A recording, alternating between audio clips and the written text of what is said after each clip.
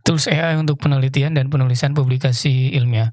Jadi baru saja tadi ada teman yang minta untuk, diskusi, sharing mengenai, penulisan literatur review. Nah, kemudian dia tadi menanyakan mengenai penggunaan ini Connected Papers dan, Royan, dan kemudian apakah ada tools yang lain. Nah, kemudian saya, tambahkan yang mirip dengan Connected Papers ini kita juga bisa gunakan, Voice Viewer gitu.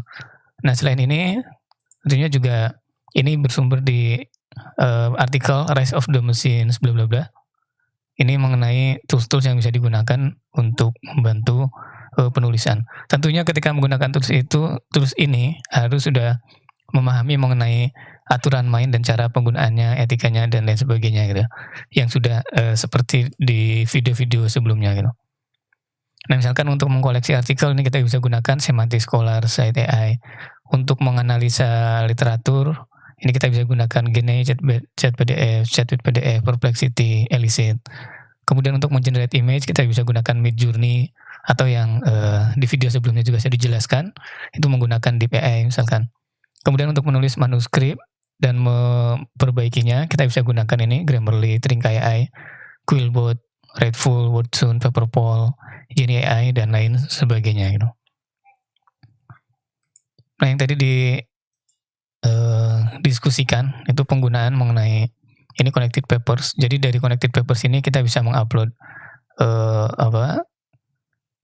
literatur, referensi yang awal, inisial yang kita punya.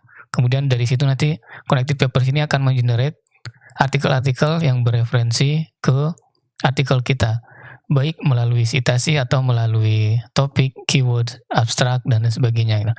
Jadi tidak hanya, relasi citasinya saja. Nah, di penjelasannya ini kita bisa menggunakan visual overview mengenai di, field akademik, bidang akademik yang baru. Kemudian ini juga untuk supaya kita menemukan paper-paper yang penting. Nah, ini beberapa, fungsi manfaat dari Connected Papers. Kemudian ini Voice Viewer juga kita bisa menggambarkan dari,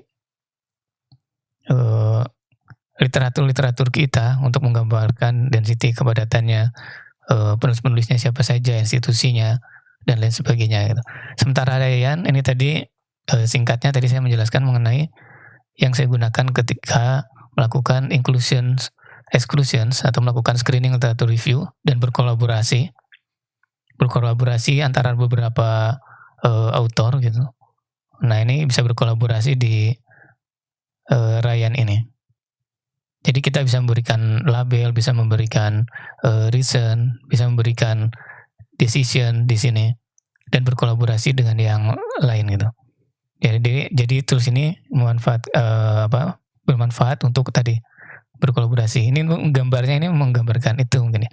Jadi beberapa author ini bisa berkolaborasi untuk melakukan review literatur, kemudian bisa melalui, komputer, tablet, handphone, atau yang lainnya.